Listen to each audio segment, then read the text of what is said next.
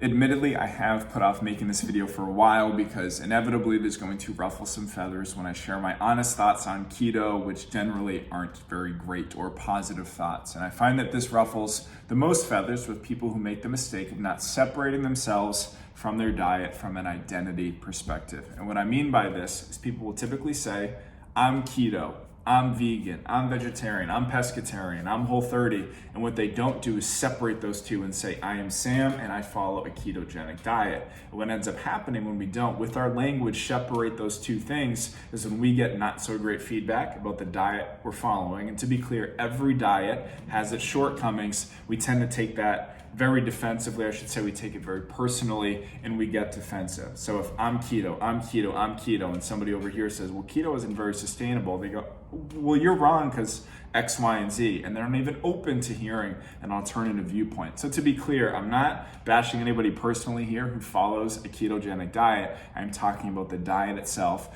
which generally speaking, I have four major issues with. Not that I get overly emotional about any diet, but four considerations for you.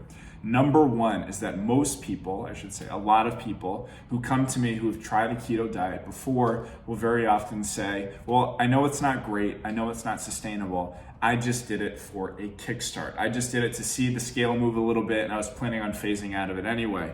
The issue is when the process that you're following is so wildly unsustainable, it's cutting out carbohydrates altogether to an extremely large degree, it is very, very challenging to develop a sustainable exit strategy from that, which is really what we're looking for here. If you tell me I just want to follow it as a Kickstarter, great. What's your strategy for phasing out? What are you going to do after this keto diet is over? And most people just look at you like a deer in the headlights. They have no actual plan, which is a major issue and kind of lends itself to the second consideration or issue I have with this diet, which is that it's wildly unsustainable. And if the process that you were following to produce results isn't sustainable, the likelihood of you maintaining it also isn't sustainable. So think about any extreme diet. If you're cutting out all sugars, all carbs, let's say you were cutting out all fats, all alcohol for some people, yeah, you're gonna see that change right away because all diets work the same way. They create a calorie deficit. When you are burning more calories than you take in, that's how change happens. Cool, but how can you sustain that deficit and eventually maintenance? Because if you're not developing habits and skill sets for things you can do for a lifetime, those are what I call borrowed results. They're not yours to keep, and I generally think that's a waste of time. Which leads us to the next consideration or argument when people will say why keto is best. They'll say, well, it makes your body much more efficient at burning fat. And that is true, but what most people don't distinguish is that the fat we're talking about here is dietary fat, not body fat. And most people, again, just off personal experience, people who come to me are using this diet in order to lose body fat. So they'll hear, oh, keto makes you better at burning fat. Great, I'm gonna follow that diet. And that's understandable logic. But again, the thing to distinguish here is when you completely deplete your body of all carbohydrates,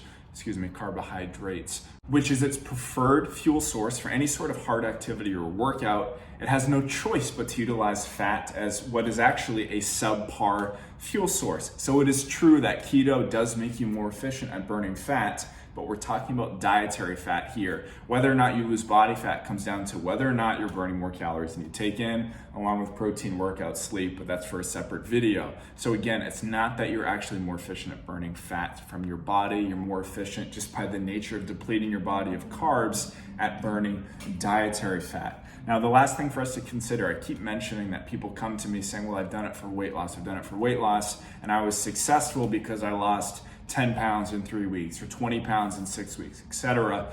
When the reality is what most people are experiencing is a massive drop in water weight. When you eat carbs, your body stores them as what's called glycogen. This will eventually become usable energy during a workout, but in the meantime, I want you to almost think of it as filling up your car with gas. It's just available for us here. And when we have that stored glycogen, it attaches to water molecules, aka when you have more carbs stored in your body, you end up having more water retention. So what happens is when you dramatically cut carbs very abruptly, like when you're starting a ketogenic diet, those water molecules have very little to attach to. You end up losing them through natural processes, and you might see your body weight go from, say, 197 to 192 in like a week.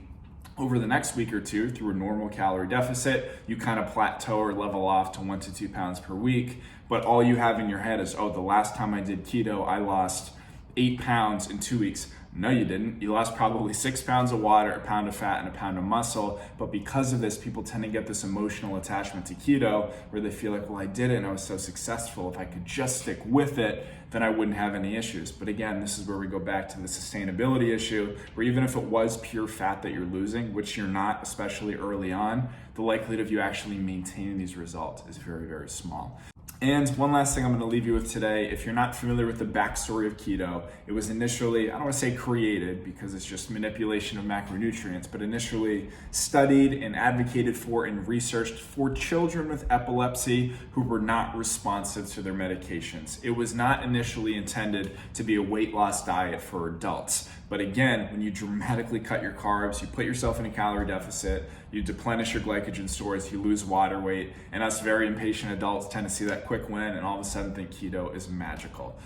And again, I don't think keto is inherently bad. Every diet has its drawbacks, but for the people that I work with, which are regular people who want to have really impressive body transformations and maintain them, keto is a bad idea 95, if not more, % of the time.